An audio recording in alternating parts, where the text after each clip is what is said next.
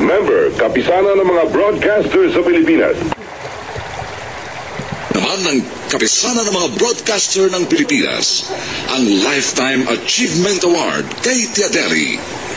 At ngayon, 50 taon nang sumasahimpapawid, buong pagmamalaking inihahandog ng Manila Broadcasting Company ang kasaysayan sa mga liham kay Tiadeli.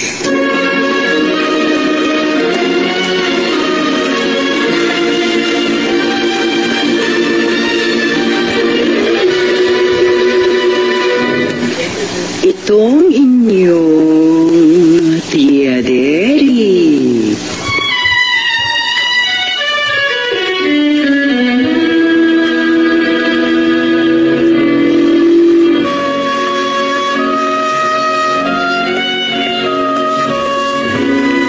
Kumusta, mga ginigiliw kong tagapakinig?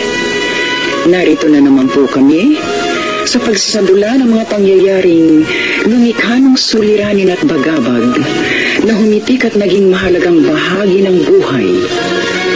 Mataos naming layo ni magdulot na ikagagaan, kundi mang tuloy ang ikapapawi ng hapdi at kirot ng pagdurusa o agam-agam. Sa huli, ako po'y mag-uukol lang maikling panukala o kuro-kuro na sana'y makasiya sa may-ari ng salaysay, makaaliw sa marami, at kapulutan ng aral ng ibang ang isip ay hinilang ng nanghinang kalooban at nagkulang ng tiwala sa sariling kakayahang batin ng pagsubok ng kapalaran. Ito po ang kasaysayan sa mga liham sa inyong Tiadeli.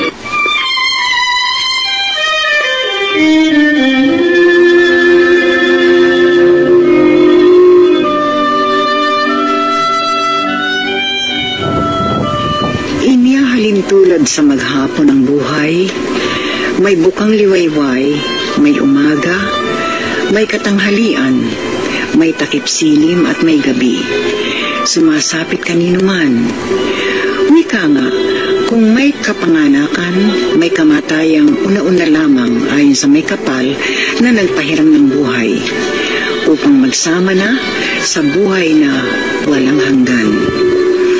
Isang taga-Payagan East, Ballesteros, Cagayan West ang sumulat na nga nasa dapit hapon na ng buhay silang mag-asawa. Saklot ito ng pangamba sa maaaring mangyari kung sakasakaling ang sumapit na ang pagdatal ng hindi maiwasan. Tatawagin natin ang may padala ng liham sa pangalang Lucina.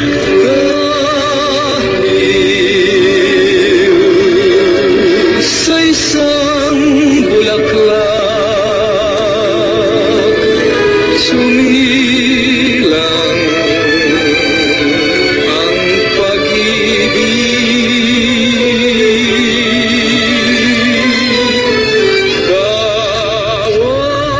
Dear Tiadeli, 60 taong gulang na po ako at ang mister ko ay 64 na taon na.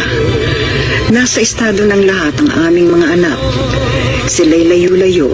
2 na sa Maynila, ang bunso lamang ang masasabing pinakamalapit ngunit nasa kabilang bayan pa. Sa gulang naming ito, hindi kami umaasa sa kanila. Kaya pa naman naming mabuhay, kaya pa naming magbanat ng buto. Alam mo, Rosita, ang sipag ninyong mag-asawa. Siguro ang dami na ninyong naipon, ano? Ako, bakit ka naman nagsalita ng ganyan, Maria? Uy, tignan mo. Pumaparito pa kayong mag-asawa sa bundok para magbungkal ng balinghoy.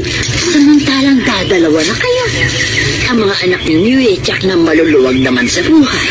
Maria, ayaw naming umasa sa aming mga anak. Ha? Ang ibig mo sabihin hindi sila nagpapadala sa inyo.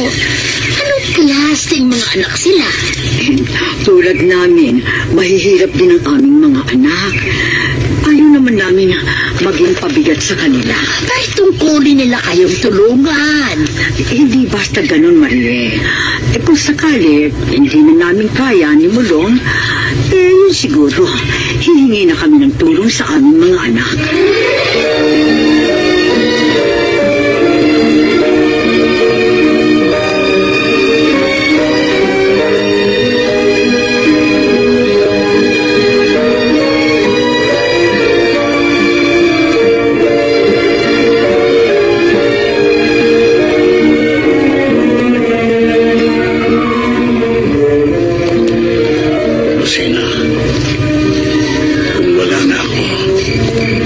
Sumama ka sa mga anak mo. Tumigil ka nga, Mulong, ha? Ano na naman ba yung drama mo? Sinabi ko naman sa iyo, sabay tayo mamamatay. Nararamdaman ko. Mauna ako sa iyo, Lucina. Kung ano-ano yung nasa utak mo, ay alisin mo nga yan. Manong magdasal ka at nang mawala yung mga negatibong iniisip mo. Totoo naman yun. Hindi totoo. Mahal, sige, matulog ka na. Tatalikuran na kita nang makatulog ka na. Pumikit ka na. Lucina. Tiyan, ipikit mo lang ang mata mo. Matulog ka.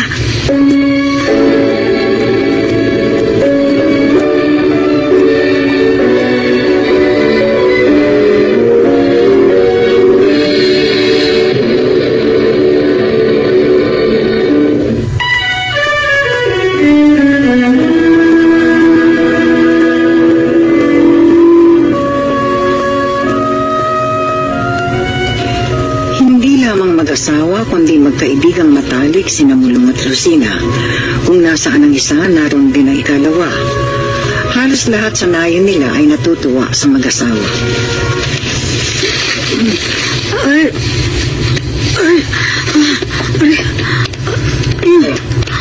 Bakit?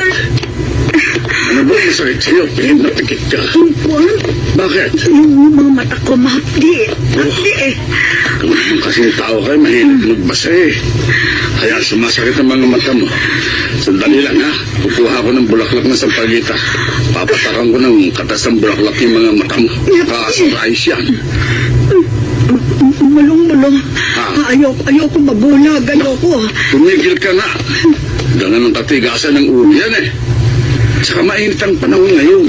Gusto ang sore eyes. Kahit ba matanda, dinadapo ang panang sore eyes. Sabay walang pinipili ang sakit o sila. At hindi ito mapipigilan.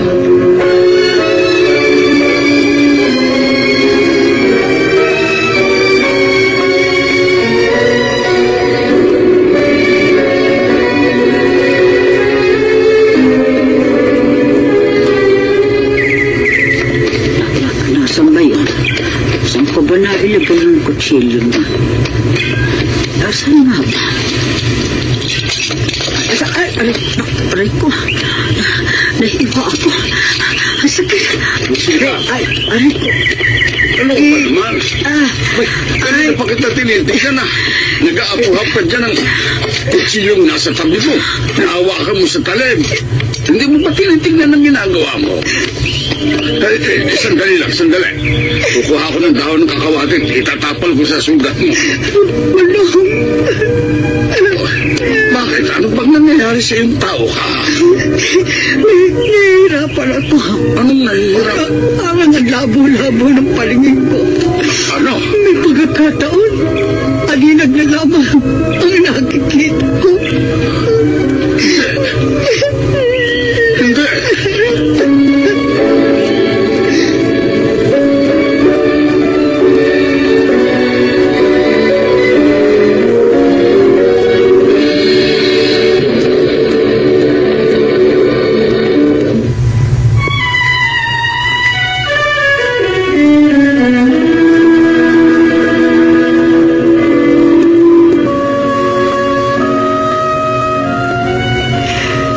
Sa nangyari, pinilit ni Mulong na dalhin sa ospital si Lucina. Nalamang may pasma sa ugat ng mga mata niya ang matanda at maaari itong mabulag. Si Mulong ang higit na nasaktan sa nangyari sa asawa.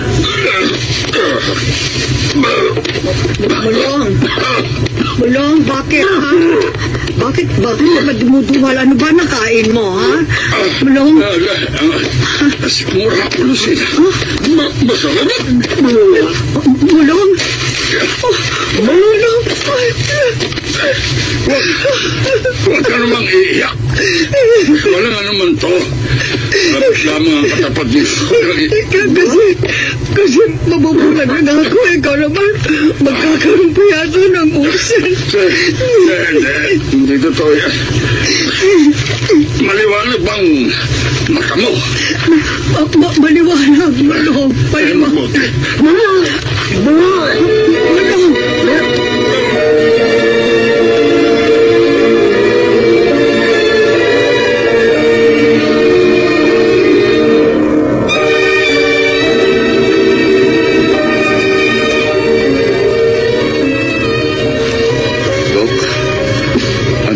Findings ninyo.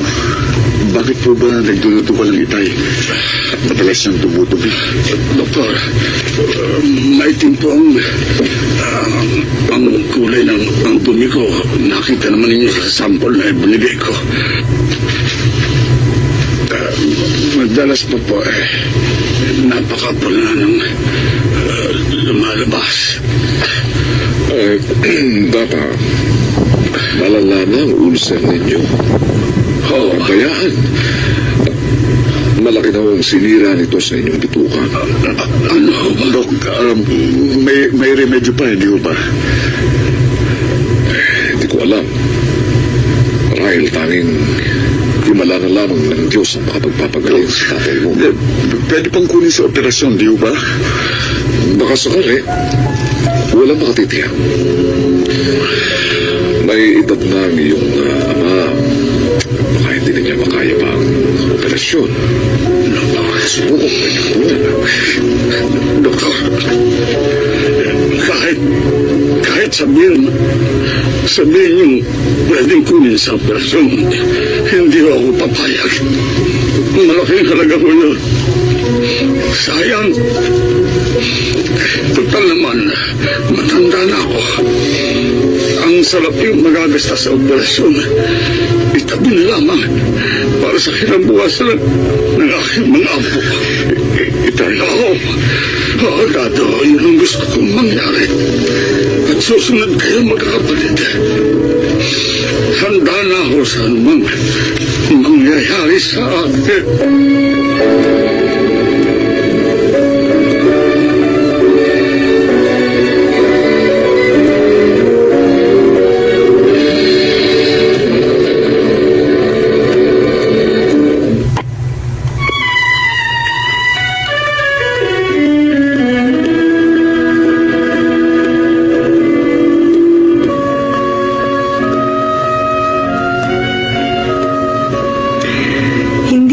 Simulong na maopera, kaya binigyan na lamang siya ng reseta sa kirot na nararamdaman.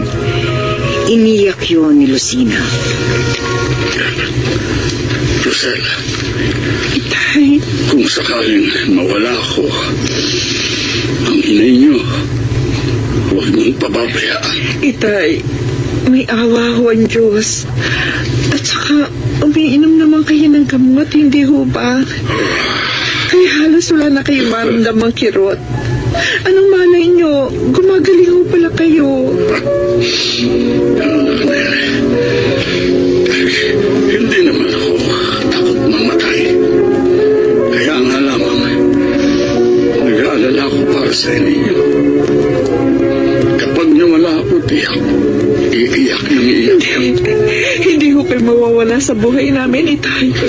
Kaming lahat magdarasal para sa inyong pagaling. Anak, sa kamatayan ko, makakakita muli ang inyong inay. Muling liliwanag ang kanyang mga mata. Kaya, maaari naman, purin ako ng Diyos ngayon. Ngayon na. Nagbili na ako.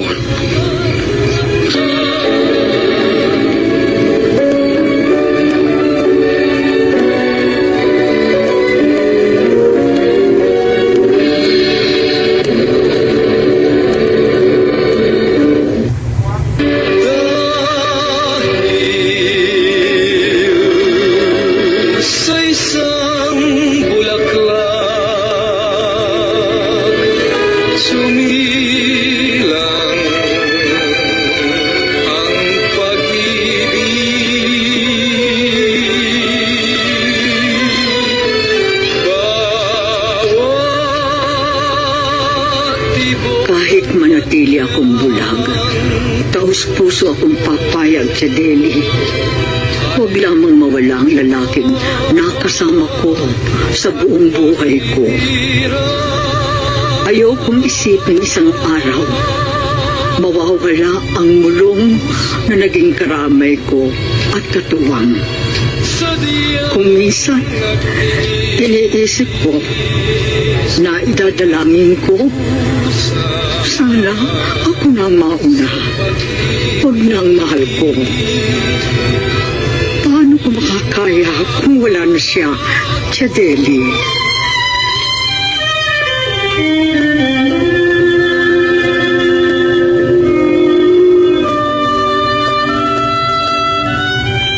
Sa tinawag nating Lucina, ito po ang ating maitutugon sa kanyang liham. Ang patalim nakatatakot habang ito'y nakaamba. Subalit natitiis ang dulot nito kapag naitarak na. Ganon din sa tao kapag sumapit na ang takdang panahon para sa kanya. Sa mga maiiwan, nagdudulot man ng kalungkutan, ang pagtanggap nagagawa sapagkat siyang kailangan. Sa mga mag-asawang magagandang alaala ang napagdaanan, matinding ang kalungkutan ang sasaklot sa maiiwan, subalit gaya ng nasabi, ito rin napagtitiisan. Hanggang sa sumapit naman ang takdang oras upang magwakas na ang misyon niya sa buhay. Kaya ang inaalala mo, natural lamang yan sa kanino mang naging maganda ang pamumuhay may asawa. Kaya lang sana habang bawat araw na kagisnan ay naririyam pa, samantalahin na ito'y maging makabuluhan. Ang bili ng asawa mo, ang mga mata niya isalin sa iyo upang pakinabangan mo na maagang tinanawa ng malulusog at malinaw na paningin. Kung maaaring isagawa, kung nasa mabuting kondisyon ang mga mata ng asawa mo, hindi na problema sa ngayon ang isali ng mga matang pwede pang gamitin ng taong ang mga mata ay bumigay na at hindi na makakita. Ang siyensya ng medisina, napakalaki na ang isinulong upang ang mga bagay na ganyan ay madaling maisagawa. Marahil narinig mo rin kamakailan, isang buwan lang nakararaan, sa edad kong itong malapit ng maging 84, sumailalim ako sa operasyon sa katarata. Nanlabo rin ang aking mga mata. Bakit naman ikaw na 60 lamang nagkaganyan na iyong mga mata? Siguro hindi mo na alagaan ang husto yan. Ako nga, higit sa 80 na nang magkaroon ng katarata. Aba, 15 minutos lamang bawat mata ang naging operasyon. Ni hindi ako pinatulog. Outpatient ako. Kahulugan, basta nagtungo ako sa ospital, na-opera, pagkatapos, nakauwi na. Absent lang ako ng isang araw. Kaya naman ganon, dahil siyempre bagong opera, hindi ako makapaglagay ng makeup, nakita ang natural ko dito sa studio, ay nako. Sa pagiging biyuda naman, naging maganda rin ang pagsasama namin ni Kernel sa loob ng 36 na taon. Umalis siya noong 1989, 15 taon na. Wala. Malungkot nga. Pero awa ng Diyos, heto pa rin tayo. Kaya manalig ka sa nasa itaas. Ipaubaya mo sa Kanya kung ano pa ang laan sa iyo at nang matahimik ang kalooban mo.